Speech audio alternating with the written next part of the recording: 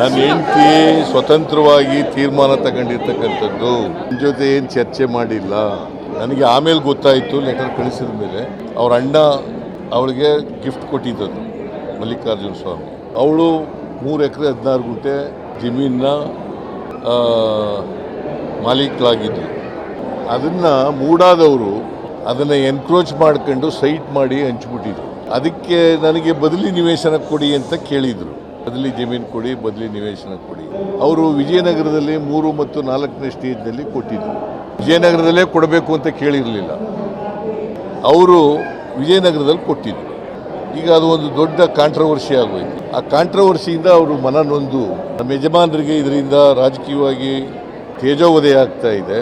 ರಾಜಕೀಯ ದ್ವೇಷ, ರಾಜಕೀಯ ಸೇಡನ್ನು ತೀರಿಸ್ಕೊಳ್ತಕ್ಕಂಥ ಕೆಲಸವನ್ನು ವಿರೋಧ ಪಕ್ಷದವರು ಮಾಡ್ತಾ ಇದ್ದಾರೆ. ಈ ಸೈಟ್ಗಳು ನನಗೆ ಬೇಡಿಕೆ ಬೇಡ ಅಂತೇಳಿ